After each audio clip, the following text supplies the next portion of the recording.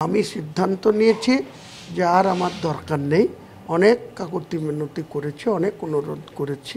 যথাসময়ে 6 ডিসেম্বরটা যেতে দিন। 20 ডিসেম্বরের মধ্যে আমি আমার যে দল, সেই দল ওপেন ডিক্লেয়ার করব, যে দলের চেয়ারম্যান আমি নিজেই। এবং আমি মুর্শিদাবাদ, উত্তর দিনাজপুর, মালদা, নদিয়ার একটা অংশ, এমনকি উত্তর 24 পরগনারও কিছু কিছু পকেটে আমি প্রার্থী দেব।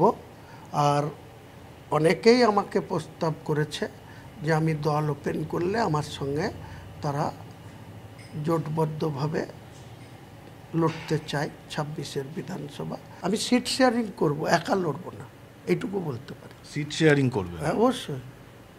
তাদের নীতি আলাদা। তাদের চিরদিন, আমি যতদিন পলিটিক্স করেছি লেফট ফ্রন্টের বিরুদ্ধে চারণ করেছি, আমি জেল খেটেছি, তবুও মাথা নত করিনি।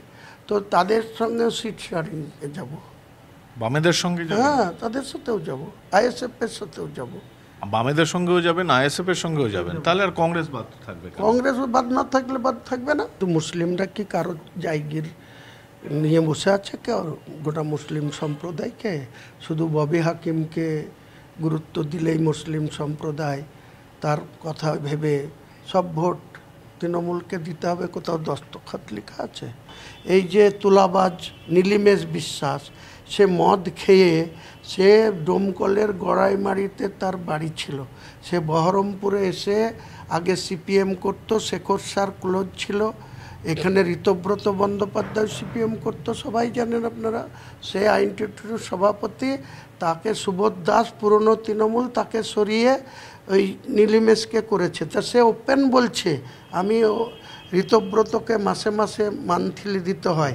কাজেই মুর্শিদাবাদের মানুষের এটাই দুর্ভাগ্য যে তৃণমূলকে ভোটও দেবে, আবার মান্থলি টাকাও দিতে হবে, পাঠাতে হবে। আমি এইটার বিরুদ্ধে সোচ্চার হচ্ছি। দল কারোর সাথে আলোচনা করব না। দল যদি মমতা ব্যানার্জি ডাকে, সেই মুহূর্তে যদি আমার যা যা ডিমান্ড সেটা যদি ফুলফিল করে তাহলেই হবে, নাহলে যাওয়ারও কোনো প্রশ্ন নাই। বুঝতে পেরেছেন? অনেক গিয়েছি, অনেক কথা বলেছি, অনেক পায়ে ধরে বলেছি, অনেক রিকোয়েস্ট করে বলেছি। আমার কিছু হারানোর নেই, আমার কিছু হারার নাই। যারা জমিদারি করে চলছে তাদের কি হারাবে তারা বুঝতে পারবে 2026-এর কাউন্টিংয়ের দিনে।